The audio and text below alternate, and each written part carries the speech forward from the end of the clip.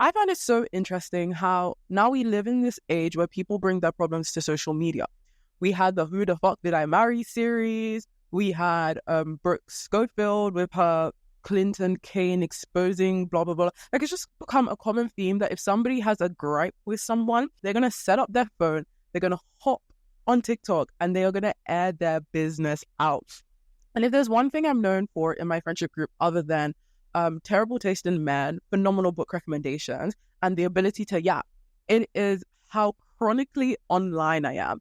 I know way too much. I know way too much about people's dramas that I shouldn't know about. Okay. And I'm not saying that I'm unaware of what's happening in the world beyond. Like, I love, and I think it's so important to stay very politically aware. In the process, also because my TikTok hours have skyrocketed since I've graduated, I am just consuming a lot of content. And there's one that literally popped up on my For You page today. I'm going to recite what happened to you. And I call it blonde girl versus redhead drama. Okay, so we're going to start with the girlfriend side, who's the blonde girl, and her name is Hallie. So Hallie was dating this guy called Reed. Can't tell you what Reed looks like, can't tell you what Reed does, because there is nothing on TikTok about this man apart from the fact that it's Hallie's ex-boyfriend. So Hallie and Reed were dating for around 9 months to a year. I'm not really sure the specifics. And they broke up. It was a hard breakup. Hallie was devastated. She made that very publicly clear online, whatnot. And according to Hallie, she was good friends with Sophia, who was a redhead. And the only time I've ever seen Sophia is Brad Mondo, who does those hair videos that I used to sit and watch for hours on YouTube. They have been speculated to be dating or just close them friends. Like, nobody really knows. It's a little bit of gray area. A lot of people are calling it a publicity stunt. I don't know what it is because I made the mistake of assuming his sexuality. So I was very confused when I saw it, but that proves me wrong. I should never assume somebody's sexuality. Anyway, so according to Hallie, her and Sophia were really good friends. They were out one night and, Hallie was buying Sophia shots and they were just having heart to heart and, having love and talk and whatnot. And Hallie sees Sophia scrolling through her followers on Instagram. So she went on her Instagram, clicked on it, and started scrolling through her followers and saw Sophia clicking on her boyfriend and sending her ex-boyfriend a DM, according to Hallie, right?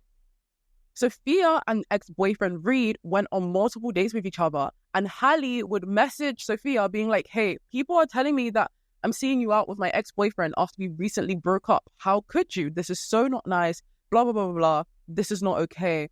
And so Hallie comes to social media and she's like, right, let me start my Who the Fuck Did I Marry series. And she was just airing the whole thing out. She was like, Sophia's a terrible person. She was a terrible friend. This is what she did. Okay.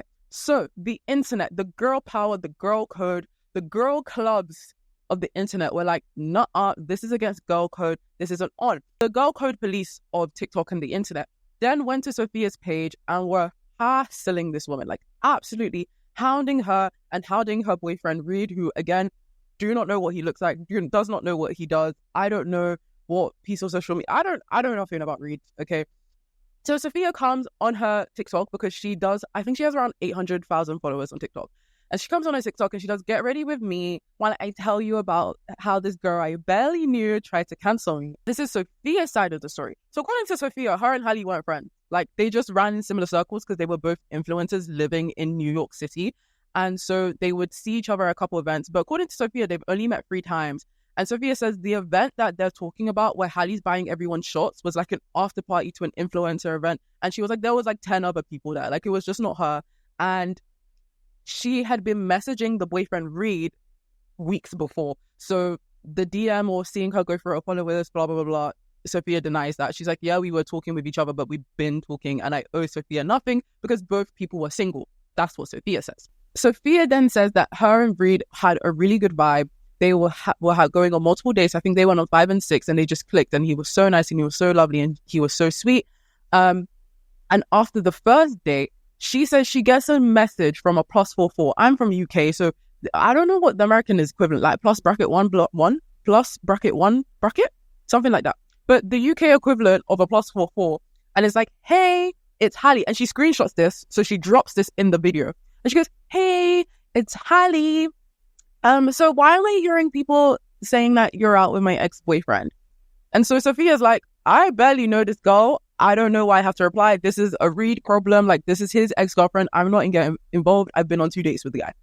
And then Halle then messages the next day and was like, I'm going to take your silence as a yes. And that is where things start to fall apart. According to Sophia, like, they called it quits around the 5th or 6th date because everybody was hounding them on social media after Halle posted that video. And then Sophia was like, it's not even worth it. We also didn't, like, towards the end, it kind of fizzled out. So we just decided to end it amicably. And then she still continued to get hate. The hate was still coming. It was pouring in. And she was like, right, I'm done. And so she does this TikTok, which it was really bad. It comes across really, really, mind my French, bitchy, if I'm all honest. And she was like, arrest me. They were both single. Like, what did you guys want me to do? To top it all off, icing on the cake, Halle and Reed are back together.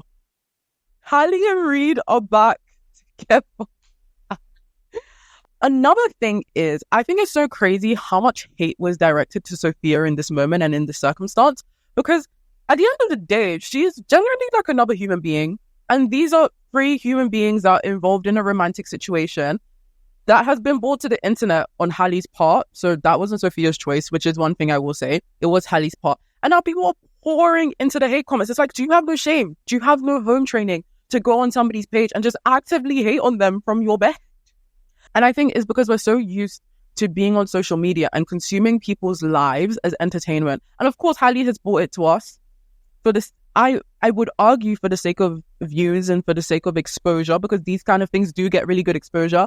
And of course, lots of people treat their Instagram or their TikTok or their YouTube as like their mini private stories. I am very guilty of that, going on my TikTok and just doing whatever that I like book ranking videos, book yapping. Like, I just do whatever I want on that page. So I get it. But obviously, when you bring things to the internet and when you have such a following, people are so used to consuming your lives as if you're a TV show, as if you're a character, and they use the comment section as if they're on a group chat with their friends. You know, like, no, this is not going to get back to them. They're never going to read it. They're just never going to know, you know? But it's on their comments, on their page. And many people have come out and many people have said, like, they actively read the comments. I think we just low-key forget that these people on social media are human. I generally think it's so interesting. And that brings us onto the topic of today's episode, which is about our parents.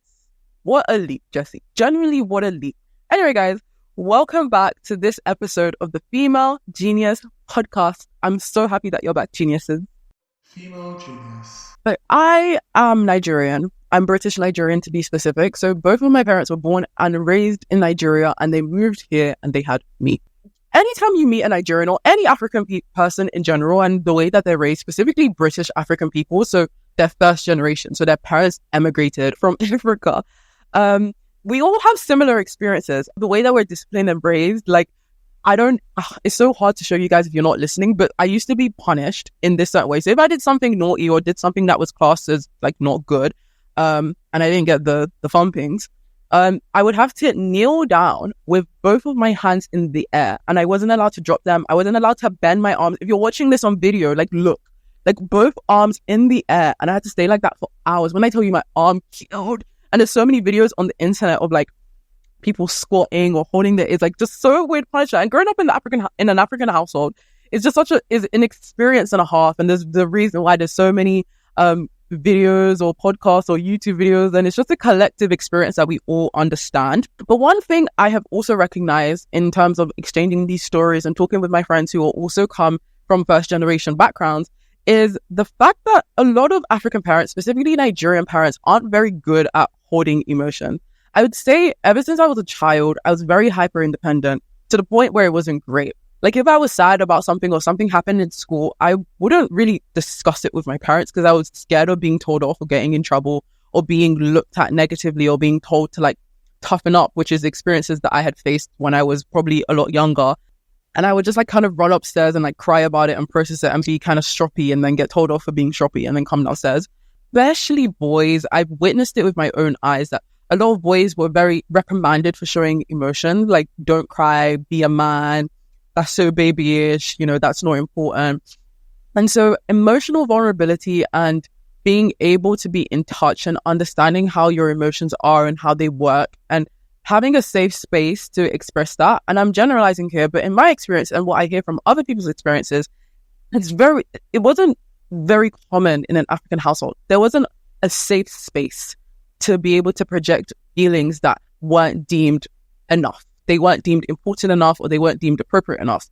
I think there's loads of things that are a product of the way parents are like that. And I'm not saying this is a Nigerian or African parent exclusive experience. I'm sure many different people from many different cultures and many different parts of the world also experience or may have experienced being in an environment where parents don't know how to handle their emotions properly.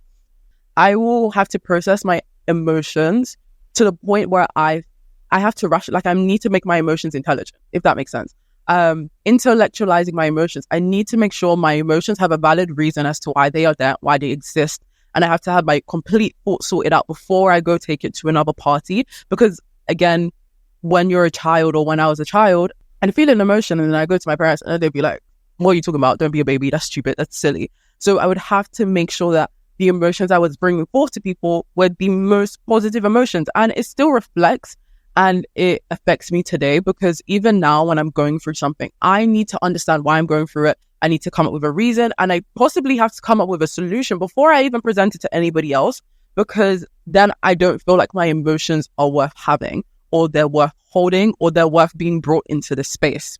I always think about the moment when my dad became human to me, in the sense that for a really long time, in a lot of, I find in my experience, I'm going to talk exclusively from my experience because I don't want to generalize, so somebody doesn't come at my head. But when I was growing up, I always used to herald my parents as, okay, so yeah, I might be upset at what they're doing, or yeah, I may not agree with how they've handled a situation, or, you know, or they discipline me because I'm a child. That's just the way they're raising me. This is what they're doing. And I'm going to turn out really well in the end. Like, it upsets me now, it hurts my feelings now, but they know best, right? And you always have this precedence that your parents know best because of their age, because of, you know, their life experiences, and because of the things they tell you. My sister has this phrase, and bro, it rubs me rancid, where she's like, you see better on the shoulders of those who have gone before you. And my dad would say it all the time, and she would say it all the time, you know. And so my dad was amazing. I just want to preface that I'm going to be very vulnerable here and talk about my own experiences and my relationships with my parent, in the sense that I do want to say that he's an amazing father. He is so, like, I will get so emotional. That's why I'm just like, I don't want to talk about it. But he's so good and he's so amazing, and he raised me to the best of his abilities. But there was a turning point in my life where I always thought that my dad could do no wrong, in the sense that, yeah, he might make decisions I might not agree with, or he might have these quirks, like he's always a little bit late to things, or he's a bit forgetful, or he always forget to get me a birthday cake on time, and I'd have to be like little quirks like that. But I wouldn't hold them against them, because I just say, oh, they're just part of his personality. You know, not every parent is going to be a carbon copy of each other, and not every parent is going to be the most organized version of themselves. So I didn't hold it to heart. But there was like one moment in the middle of uni where we had this massive argument, and genuinely it was probably the worst argument we've ever had. Like, it was like a pouring cold water on myself in such a different way. I realized how my dad is imperfect, and I realized that my dad is human, and he makes mistakes, and he is not perfect by any means. And I would tell you that experience was horrifying. Maybe that's me being dramatic. I am a little dramatic girl, but it was such an eye-opener to realize that the way, or it would pour light on certain situations in my childhood. It would reframe the way I thought about everything I've had in my life. And this overwhelming sensation that this man is not perfect, and this man isn't the most selfless person in the world. And, you know, all of these very large adjectives that I would use. And again, I'm going to say it again and again, he is the most amazing father, and he tried his absolute best. And I love him in every sense of the word. But again, like, I always thought my dad was perfect. He was perfect at being a dad. And this was the first time where I was like, this man has not got this right at all. So I, as per usual, was looking into different explanations of this, and as to why African parents value different things, and why my regard for things like emotion and things, and there's just this discrepancy in comparison. Other than the fact that we were raised very differently and in very different environments, it led me to looking at Maslow's hierarchy of needs. Maslow's hierarchy of needs, which is a theory that he published in a 1943 paper entitled A Theory of Human Motivation. This is probably this pyramid thing that you've seen, and it basically segments the different needs or the different motivations to why humans do what they do. And so you have physical needs at the bottom, which is food, warmth, sleep, rest, water, that kind of thing. So anything that you need to maintain to be alive and to experience the world. Then above that, you have safety. So being financially safe, being in a safe environment, like not a war-torn zone, things like that is above that. Then you have a sense of belonging, which is like things like friendship and family and love. And then you have esteem needs. So this is being fulfilled. This is achieving things. This is feeling like you have a pedestal in your social circle, per se.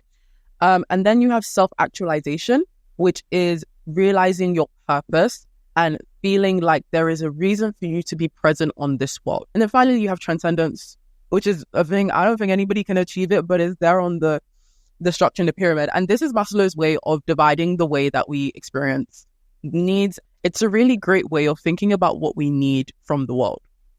And so my theory, and I think this might have spurned from a TikTok that I watched ages ago or an article I read, I just really don't know what put this in my brain, but it was in my brain and I don't think I came up with it myself. In Africa and the way our parents grew up, or I assume my parents grew up, for them, their parents providing them physiological safety, so giving them food, giving them water, giving them a place to rest, and giving them a warm, safe house, and safety were the most important things that their parents could give them. And their parents giving them those two things, being safe and providing for their physiological needs, was the ultimate form of love, right? Things like, being fulfilled in life and things like, emotions and like family and like friends and whatnot were seen as luxuries. And they were seen as things that you had to go out and figure out on your own. They weren't things that were in the household. They weren't things that your parents gave to you. They were things that you were going to go get for yourself when you reached the age, right?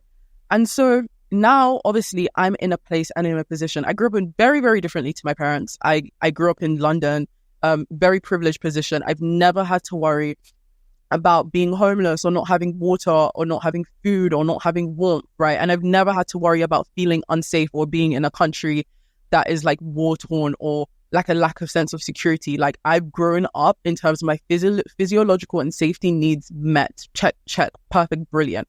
And so because of that, I feel like my parents struggled with the emotional aspects, because when you have those two needs met, you begin to look for other needs to be met. When you feel very secure in the bottom two levels of Maslow's hierarchy of needs, things like emotions, things like self-fulfillment, things like belonging, things like finding your purpose in life become increasingly more important. And though my parents did contribute to that, saying like education is the most important thing, but I think that came from a place of security. So that landed in safety, making sure that I was financially secure for the future.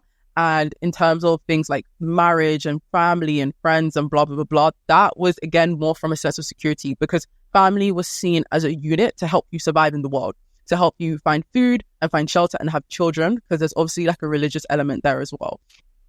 And so I genuinely think that a lot of African parents, or my parents especially, they struggle to provide the emotional aspect because they didn't see it as a necessity. They didn't see it as, to them, them showing us love and them being the best parents possible was fulfilling those physiological and safe needs. And now, because those needs are met and I live in an environment where, I read books, I watch movies, I go to my friend's house, like emotions are such a big part of my life, and the way I process emotions and the way I feel emotions have become very cemented in my human experience, because security and safety, and I'm so blessed to say this, aren't things that I have to consider and care about. And so they aren't things that I'm worried will be taken away from me. And so I seek emotion. And when my emotions weren't held properly in that time period when I was in first, second, third year, and maybe some points in my childhood as well, I took it so personally. And it was genuinely the hardest adjustment, because I was like, how could you not give me this thing that I need? How could you not give me this emotionally safe environment? That's what you're supposed to do as a parent. Whereas to them, what they needed to do for a parent was keep me safe and provide for my physiological needs. These emotions and this realm was something new to them. And I will say, like, my dad's risen to, he's getting a lot better, because he's always on the phone to my little cousin giving her advice. And I'm like listening to some of the advice. I'm like, damn, like, you didn't say this to me. So again, like, he's learning and he's improving. But again, to them, physiological safety needs were met. They were the best parents in the world. And they were, Female genius. Criticisms to Maslow's hierarchy of needs. His hierarchy of needs initially in the original paper suggested that you had to fulfill one stage before you go to the other stage. Whereas lots of people kind of read this, a lot of psychologists read this at the time. I was like, that doesn't make sense. And so then he came back and was like, look, you know what? Neurobiology, psychology, the human brain is very complex. Not everybody's needs or hierarchy of needs will look the same. There was a study done in 1997 carried out using an exploratory factor analysis, which is a type of statistical technique used to try and understand underlying correlations between large data subsets that aren't initially very obvious. And it's usually done in the very early stages of research before they go into detail. And they found in this study that when they were comparing what citizens in the US considered a need during wartime and peacetime was different. During wartime, physiological needs and safety needs were considered separate. So they considered being provided food, warmth, water, and shelter very, very different from being safe. So, because they were in war, they were seen as two different things. Whereas during peacetime, when they went back to do the same study, it was found that they tended to combine physiological needs and safety together in one category of needs rather than two separate categories of needs.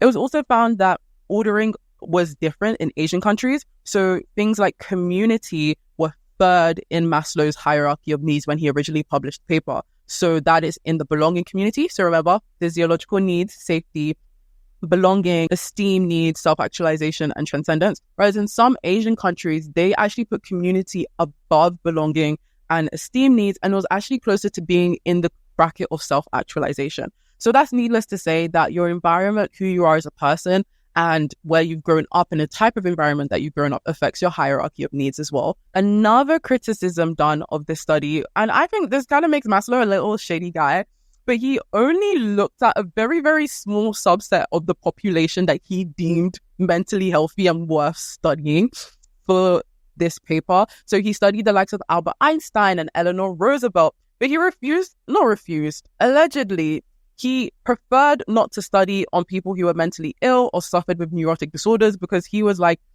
along the lines, I'm paraphrasing here, why would we study broken people to get broken psychology? I'm going to find the quote because I do not want to misquote this man. Why would you study people who are mentally ill? That would result in crippled psychology, which again, very negative, and then is not very representative of the human experience and human population and those that fit his defined thing of being mentally healthy and mentally ill. So those are some criticisms.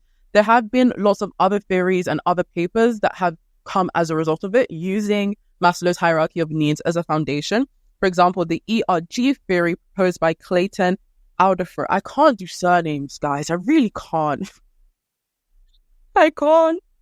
Clayton Alderfer improved on Maslow's theory, categorizing things, existence, relatedness, and growth. So if you guys want to go out and learn a bit more about Maslow's hierarchy of needs, if you go into the description, I'll list a few articles and a few papers and a few developments that I think are really interesting to read. And I'm not going to go into detail now because I'll actually sit here forever, but that's besides the point. Female genius. How did I get over that whole situation of realizing that your parents become human? I think when you realize that this is your parents' first time on earth as well, this is your parents' first time being parents, even though you have 1, 2, 3, 4, 5 siblings. This is their first time having 4 children, right? This is their first time doing everything. As you're doing your first, a lot of the time it is your parents first. And there was one realization that I think like healed my soul, other than having multiple conversations and CBT, like I've always spoken about, and trying to improve the dialogue and also shifting my thought process, laying down boundaries to keep myself mentally healthy and to keep our relationship healthy. I realized that I have so many negative traits, I'm blunt sometimes to the point of rudeness. Like sometimes it's a bit much, like it's not even endearing. I'm super hyper independent. I'm like, I have an avoidant attachment style. I'm like super closed off.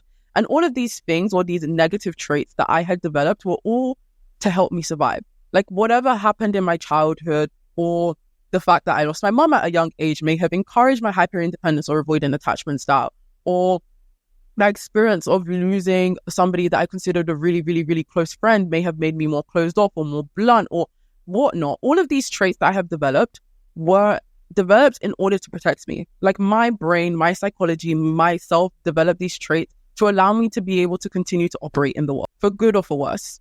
I then realizing that my negative traits were born out of experiences. I don't like using the word trauma for general things, but I'm going to use trauma in this case. they were born out of my trauma and experiences that I had were negative. And to allow me to continue existing in this world as the best version of myself, or the best way I could, in a way that I feel like I could wake up every day and go out and live my life and be somewhat happy, I had to develop these traits. Then my dad did the same thing in the way that he struggles to hold space for emotion, or he makes mistakes, or he has traits that I'm not terrible on. He's had a lot happen in his life, and he's gone through a lot, and he's experienced a lot. And so these negative traits that I absolutely hate and abhor, he has them because he needs to, because that's what's helping him survive. Whether it's good or bad, whether it's healthy or not, that's what's helping him survive and live his life now, right? And to be awake and operating in this world. And how can I judge him for that? I can set my boundaries and realize that, okay, this is a space that I'm not going to occupy, because every time I occupy in this space, I get hurt. Or every time you try to come into this angle, I get hurt. So maybe I'm just not going to bring my emotions to you in a certain way, or I'm going to talk to it with someone else and blah, blah, blah, blah, blah. But forgiveness doesn't mean acceptance. And I think constructing healthy boundaries and support, just that recognition that your parents are human, that they are going through this world for the first time. They are not perfect. They develop traits that have helped them survive up until this point so they could have you and bring you to this world.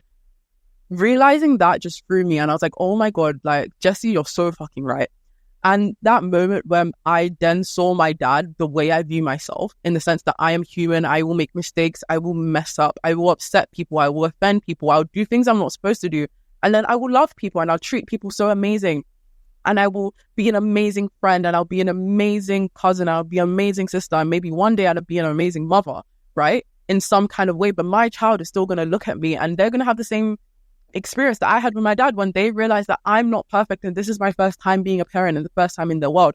And they're going to have this, and grandchildren, whatnot. I just think it's a rite of passage.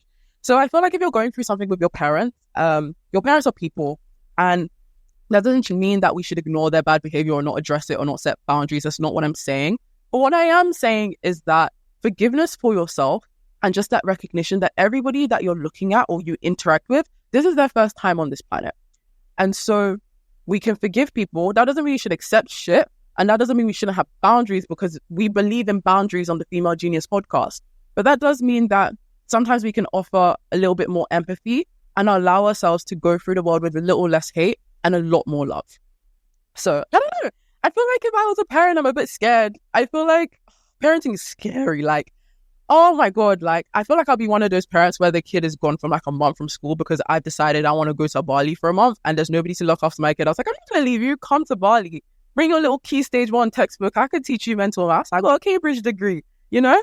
Like, I feel like I just operated off the base of freedom because I was like so sheltered as a child. I'm like, you explore the world, go be free, go make mistakes, because mistakes is how you learn. And then my kid becomes a fucking drug dealer or something. I don't know. Anyway, guys, I hope you enjoyed this episode of the Female Genius podcast. And hey, like, you know, if you're still in contact with your parents and if it's within your boundaries, maybe go tell your parents you love them and go tell your parents to listen to the Female Genius podcast. Anyway, guys, I will see you guys next week, or maybe this Sunday, because I am uploading this Sunday for my mini episode. I love you guys so much, and I will see you guys next week on the Female Genius podcast.